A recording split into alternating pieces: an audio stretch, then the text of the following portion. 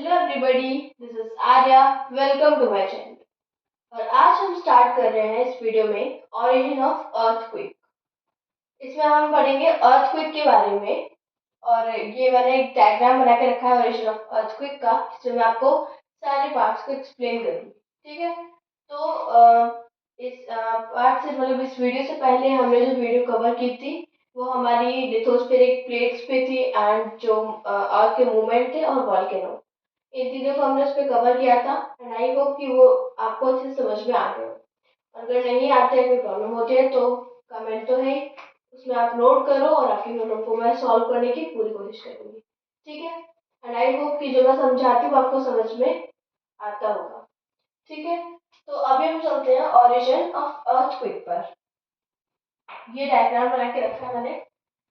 तो यहाँ पर ये जो पार्ट है, ये क्रस्ट का पार्ट है। ये वाला जो पार्ट ये पूरा जा रहा है यहाँ से लेकर यहाँ तक, ये क्रस्ट का पार्ट है। ठीक है, तो पहले देखो अर्थक्वेक जो है ये है क्या।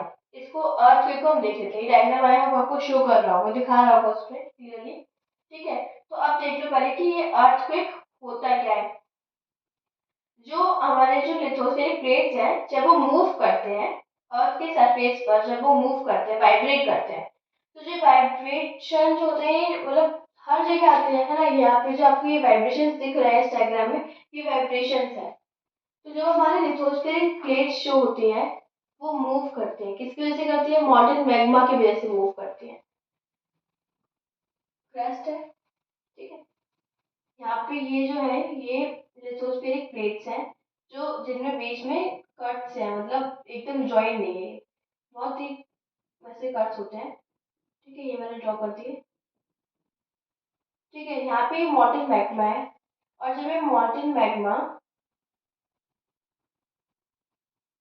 इस तरीके से मतलब रहता है, जब आपने दूध देखा होगा उबलता हुआ, तो इस तरीके से जब ये मॉल्टन मैग्मा उफान मारता है इस तरीके से, तो फिर ये प्लेट से टच होता है। जब ये प्लेट से टच होता है तो प्लेट्स इसकी वजह से वाइब्रेट करती हैं, हिलती हैं, एक दूसरे से टकराती हैं और फिर वो वाइब्रेट करती हैं।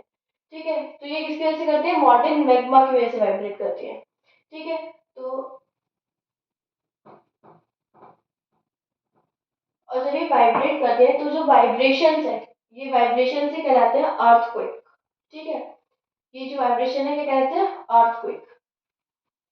ये अर्थक्वेक का मतलब ओरिजिन है, जहाँ पे हम देखेंगे कि अर्थक्वेक कहाँ से स्टार्ट होता है और ऊपर आके फिर वाइब्रेशंस में ये चेंज हो जाता है। तो देखो ये जो पार्ट है, जैसे कि मैंने आपको बताया, ये जो पार्ट है ये पूरा क्रस्ट का पार्ट है। और जो हमारा जो अर्थक्वेक है ये क्रस्ट में से स्टार्ट होता है, मतलब क्रस्ट में एक ऐसा पॉइंट कहीं जहाँ पे वाइब्रेट की होगी, तो वहां पे जाके एक फोकस बन जाता है, जहाँ पे वाइब्रेट करता है, जहाँ से अर्थक्वेक स्टार्ट होता है, उसे कहते हैं फोकस। जो फोकस होता है ये वाला पार्ट, ये फोकस ये क्रस्ट के ऊपर होता है, मतलब क्रस्ट पर ही ये पाया जाता है, क्रस्ट के ऊपर नहीं, क्रस्ट पर ही होता है ये। ठीक है, किसी भी पॉइंट पर, वो चाहे यहाँ पर हो जाए चाहे यहाँ पर हो जाए, मतलब कहीं पर भी पर वो क्रस्ट पर ही होता है। ठीक है, तो ये क्रस्ट पर होता है क्योंकि प्लेट्स होते हैं वो भी क्रस्ट के नीचे होते हैं, इसलिए क्रस्ट पे होता है फोकस। अभी फोकस क्या है? Place of point from which earthquake occurs। Point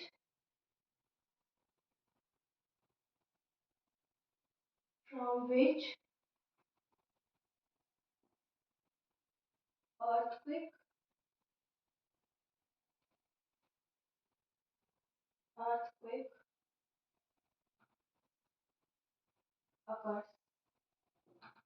तो ये फोकस है, focus it is a point from which earthquake occurs। ठीक है, ये होता है फोकस, दिख रहा होगा आपको। एंड उसके बाद फोकस के जस्ट ऊपर ये जो पार्ट है, जो कलर्ड किया है मैंने अभी, ये जो कलर्डेड पार्ट है, ये पॉइंट होता है इपी सेंटर। इपी सेंटर, ये EP centre it is just above the it is just above the focus. Focus जो होता है ये क्रस्ट पर होता है, मतलब क्रस्ट के नीचे, क्रस्ट के नीचे क्रस्ट पर ही होता है। पर जो एपिसेंटर होता है वो फोकस के जस्ट ऊपर क्रस्ट के ऊपर होता है। मतलब जैसे कि ये है क्रस्ट, ठीक है, ये है क्रस्ट, यहाँ पे फोकस है। तो फोकस फोकस जो है क्रस्ट पर ही है, पर क्रस्ट के नीचे है ना, क्रस्ट पर ही है ना, पर यहाँ पे इधर साइड अंदर की तरफ, यहाँ पे ये ऊपर जाओगे तो इसके जस्ट ऊपर एपी सेंटर होगा, जस्ट ऊपर क्रस्ट पर, ठीक है, अर्थ सरफेस पर जस्ट ऊपर यहाँ पे ये एपी सेंटर होगा। It is just above the focus. And उसके बाद ये जो वेव्स है, ये जो वाइब्रेशंस है, ये वाइब्रेशंस ही तो है ये, ठीक है। तो ये वाइब्रेशंस होते हैं ना, इन्हें हम बोलते हैं सेस्मिक वेव्स। क्या बोलते हैं? Seismic waves.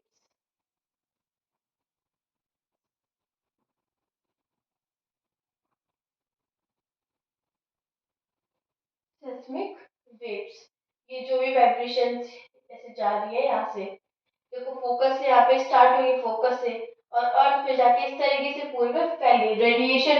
मतलब सेस्मिक वेव रेडिएट हो गई है ना, waves radiate out in all direction, हर एक डायरेक्शन में रेडिएट हो गई है, ठीक है। तो ये यहाँ पे एपिसेंटर से स्टार्ट होती है वाइब्रेशन, और फिर पूरे में फैलती जाती है, हर एक डायरेक्शन में फैलती जाती है। एंड उसके बाद यहाँ से ये जो आप ये देख रहे हो, ये यहाँ से यहाँ तक ऐसा ही क्रस्ट बनाया मैंने, ठीक है, ये वाला क्रस्ट का पार्ट इस तरीके का हो गया। एंड उसके बाद यहाँ इससे ये जा रहा है ऊपर यहाँ पे, ठीक है, ये पूरा पॉइंट, ये जो होता है इसे क्या बोलते हैं हम? इसे बोलते हैं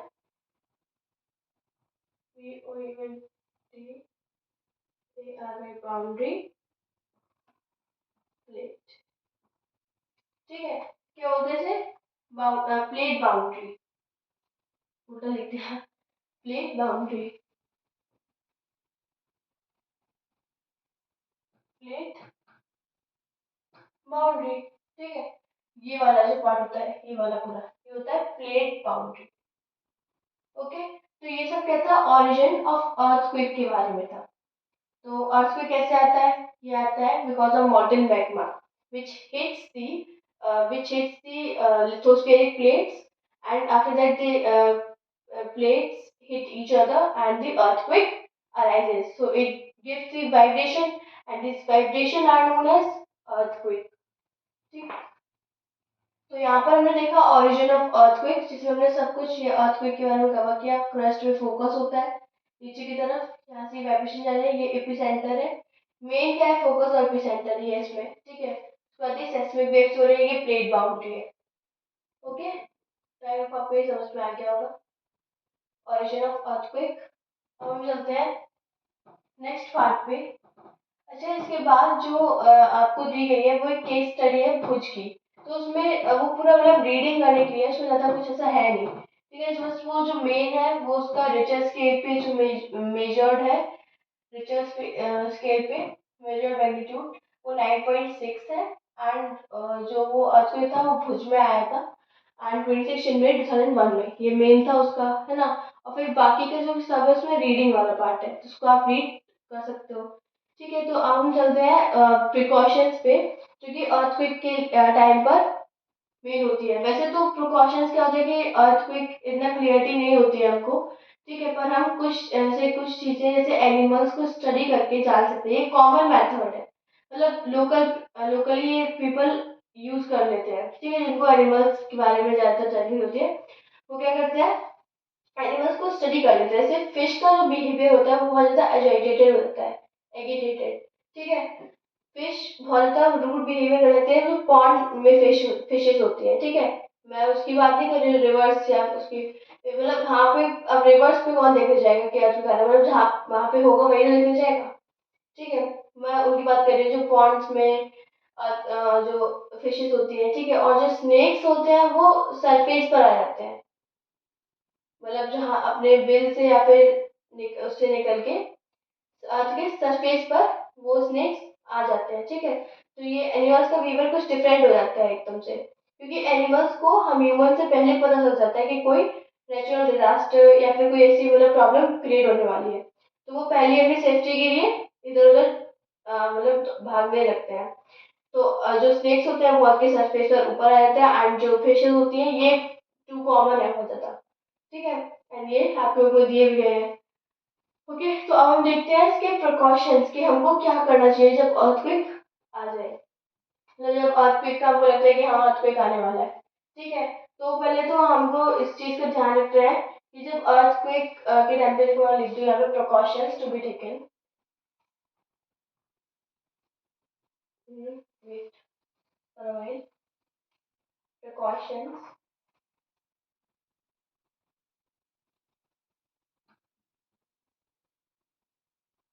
okay, so first should be that we at the safe spot. Safe spot means क्या, मतलब कोई सेफ प्लेस। मतलब जैसे कि जब अर्थक्वेक आपको लगता है कि अर्थक्वेक आने वाला है, तो आप तो पहले एक सेफ प्लेस ढूंढो। जैसे आपके किचन के नीचे जो किचन काउंटर होता है, मतलब किचन जो स्लेब होती है उसके नीचे एक खाली स्पेस होता है, वो एक सेफ प्लेस है। आपकी स्टडी टेबल हो या कोई टेबल हो घर में, डेस्क हो टेबल हो, ठीक है, तो आप उसके नीचे छिप सकते हो। और खासकर जो बड़ी बिल्डिंग्स या फिर जो ट्रीज होते हैं उनसे तो आपको बच के रहना होता है, उनसे दूर ही रहो आज के टाइम पे। ठीक है, क्योंकि वो आपके ऊपर गिर सकते हैं। ठीक है, तो उनसे बहुत ज्यादा खतरा होता है। यहाँ तक कि मिरर्स जो होते हैं घर पे, या फिर जो फ्रेम्स जैसे आपकी दीवार पे फ्रेम्स जो नहीं कुछ कहीं कहीं जो ग्लास में जो होते हैं फ्रेमिंग होती है इनकी, वो वाले फ्रेम्स जो वॉल्स पे होते हैं वहां से भी दूर रहो, वो भी ऊपर गिर सकते हैं, है ना। तो सेफ स्पॉट में क्या आ जाएगा, kitchen counter, kitchen counter, and after that table और डेस्क। ठीक है, and we should stay away from the tall trees, buildings and all these. Tall trees और जो बिल्डिंग्स है ना उनसे भी हमको दूर रह के, मतलब दूर रहना चाहिए। ठीक है, और क्या क्या हो जाएगा इसमें, जो वॉल होती है, मतलब दीवार के किनारे जो कुन्ने पर आप मतलब वहां पे बैठ सकते हो या खड़ा हो सकते हो, वहां पे वो एक सेफ कॉर्नर है। ठीक है, दीवार के किनारे जो कॉर्नर टाइप बना होता है वहां पर। ठीक, और सेकंड जो है हमारा, मैंने यहाँ पे टू लिखे हैं, आप देख सकते हो यहाँ पे, स्टे अवे फ्रॉम,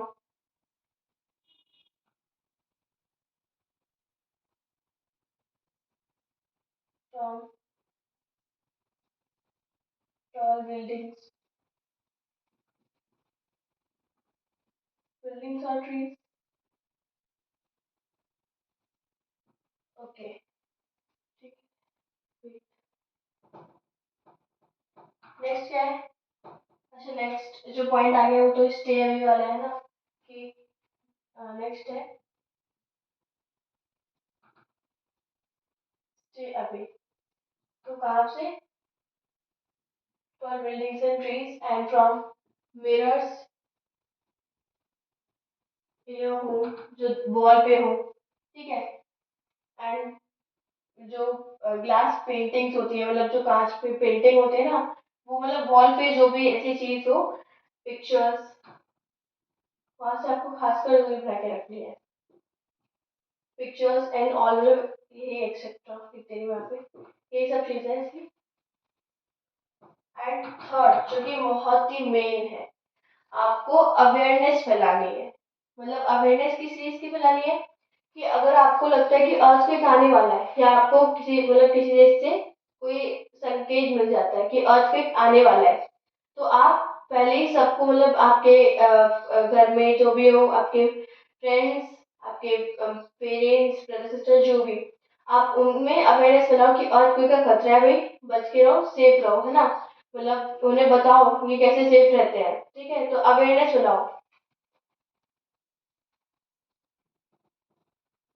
तो इसमें आ जाएगा कि आप प्रिपेयर रहो, पहले से ही प्रिपेयर रहो, बी प्रिपेयर्ड। आप लिखेंगे कि पेपर में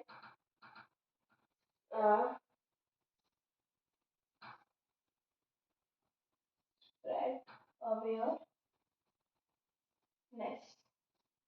ओके, स्प्रेड अवेयरनेस। फिर अवेयरनेस की स्पेलिंग रॉन्ग होगी, अवेयरनेस, ओके, स्प्रेड अवेयरनेस, जो भी आपकी फैमिली में मेंबर्स हो उन सब पे, ठीक है। तो ये सब किसका था, precautions from the earthquake. And यहाँ पे ये अर्थक्वेक वाला पार्ट था, इतना ही था, ठीक है। तो अब हम नेक्स्ट चलते हैं डू यू नो वाले पार्ट पे। डू यू नो वाले सेशन है, उसमें चलते हैं हम। उसमें कुछ इंपॉर्टेंट आपको डेफिनेशन एक मतलब दी गई है कि क्या मतलब करना चाहिए आपको। तो पहले चलते हैं, लिख देते हैं यहाँ पे डू यू नो वाला पार्ट, देखते हैं उसमें क्या है।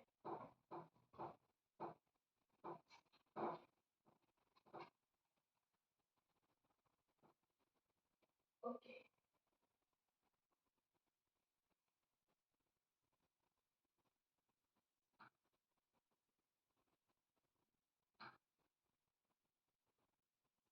डू यू नो, ठीक है। तो इसमें क्या है, पहला देखो, पहला है कि earthquake is measured with machine called seismograph. Seismograph सुना होगा आपने। अर्थक्वेक जो होती है वो सेस्मोग्राफिक इंस्ट्रूमेंट बोलो या मशीन बोलो, वो सेस्मोग्राफ से मेजर्ड होती है, ठीक है। किससे होती है, पहला है आपका कि अर्थक्वेक इज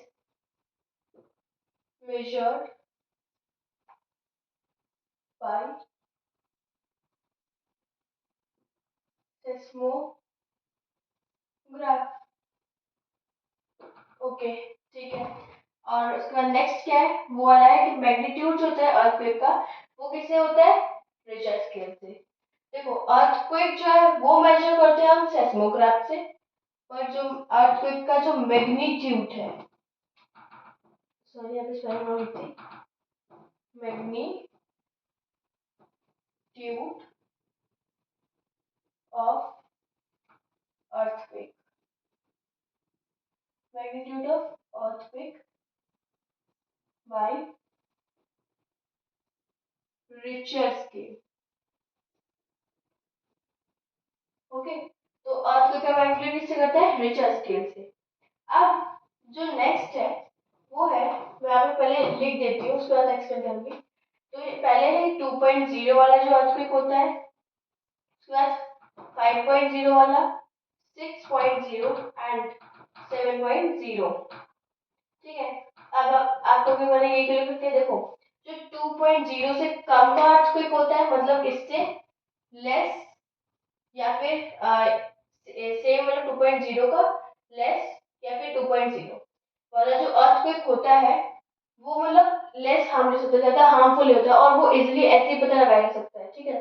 मतलब आपका डोर या फिर कुछ मतलब हाउस के या फिर फ्लोर शेक कर रहा होगा हल्का हल्का, मतलब बहुत लाइट, फिर रुक जाता है, तुरंत से रुक जाता है वो, ठीक है। तो वो जो 2.0 या फिर 2.0 से कम का जो अर्थक्वेक होता है, वो जो है ना लेस हार्मफुल होता है, उसमें कोई ऐसा मतलब ज्यादा हार्मफुल नहीं होता है, हार्म नहीं होता उसमें, और हमें ऐसे ही पता चल जाता है। या तो आपकी फ्लोर शेक कर रहा होगा, डोर कुछ शेक कर रहा होगा, उससे पता चलता है कि अर्थक्वेक आया है, ठीक है। बट मतलब यहाँ पे तेरे नॉट हार्मफुल, ज्यादा हार्मफुल नहीं होता है, ठीक है। एंड उसके बाद 5.0 का जो होता है वो कॉज करता है डैमेज। मतलब कैसे डैमेज कॉज करता है, 5.0 या फिर इससे ज्यादा का ऑब्वियसली हमेशा डैमेज कॉज करेगा। 5.0 का या इससे ज्यादा का जो होता है वो हमेशा डैमेज कॉज करता है।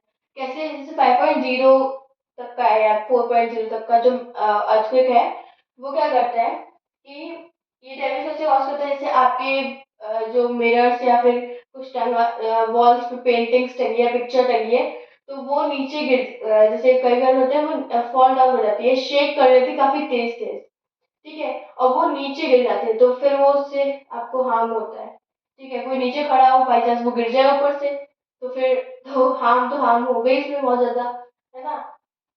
तो it causes too much harm, causes harm, है ना, क्योंकि जैसे पिक्चर्स या कोई पेंटिंग ऐसी है तो वो गिर जाए तो उससे हार्म है। एंड जो 6.0 का जो अर्थक्वेक होता है, ऑब्वियसली 5.0 से ज्यादा है, जब ये हार्म कॉज करता है तो ये सबसे हायर मैग्नीट्यूड का होता है 6.0 का। 6.0 क्या है, 6.0 या 7.0, होते हैं, सबसे हायर मैग्नीट्यूड के होते हैं। मतलब अगर इससे हायर मैग्नीट्यूड का आ गया बाई चांस, तो फिर सब कुछ टेंसलेस होना है ना। ये जो होता है ये इतना मतलब ऐसा होता है कि इससे बहुत ज्यादा डैमेज, जब 7.0 तक से इतना डैमेज होता है, उससे ज्यादा का गया तो क्या ही होना है, मतलब सोच लो, है ना। तो क्या होता है कि जो 6.0 का है, ये हायर मैग्नीट्यूड का कंसिडर किया जाता है, ठीक है। और उससे भी स्ट्रांग होता है 7.0 का मेजर अर्थक्वेक, सबसे मेजर अर्थक्वेक होता है, मेजर अर्थक्वेक कहेंगे इसे, मतलब सबसे डिस्ट्रक्टिव, डिस्ट्रक्टिव जो अर्थक्वेक होगा वो 7.0 6.0 का होगा, दोनों का सेम ही तरीके से, ठीक है। सबसे डिस्ट्रक्टिव जो होगा वो दोनों का 6.0 7.0 का, क्योंकि ये 5.0 ज्यादा है, आपको ये दिखाई दे रहा होगा, इसलिए मैं साइड से हट जाती हूँ, ठीक है, ताकि आपको अच्छे से शो कर सके वो बोर्ड, है ना। तो सबसे डिस्ट्रक्टिव कौन सा है, 5.0 और 6.0 का अर्थक्वेक। तो इसमें डू यू नो वाले सेशन में इतना ही था, और यहाँ पे अर्थक्वेक वाला हमारा पार्ट जो है वो फिनिश होता है, ठीक है। अर्थक्वेक में बस इतने था, जहाँ तक आज मैंने आपको पढ़ाया है, और एक एक्स्ट्रा डू यू नो वाला पोर्शन आपकी बुक में दिया गया है। अब इसके बाद जब हम चलेंगे तो वो होगा हमारा नेक्स्ट टॉपिक, जो कि है मेजर लैंडफॉर्म्स, जिसमें हम work of wind, river and ice, ठीक है, एंड सी वेव्स, इनका वर्क पढ़ेंगे, ठीक। और ये इसमें आएंगे एक्सोजेनिक वाले पार्ट में, जो आउटसाइड होते हैं। इंडोजेनिक वाला हमारा यही तक था, अर्थक्वेक और वॉल्केनो, ठीक है। तो इंडोजेनिक में हमारा था ये वाला पार्ट। अब इसके बाद हम चलेंगे, वो होगा मेजर लैंडफॉर्म्स, ठीक है। तो वो हम करेंगे नेक्स्ट वीडियो में कवर। तो अब मिलते हैं हम अपने नेक्स्ट वीडियो में, तब तक के लिए thank you so much, bye and take care. और अगर आपको वीडियो अच्छी लगती है, आपको समझ में आते हैं, तो प्लीज एक लाइक और सब्सक्राइब जरूर करना। Thank you so much, bye.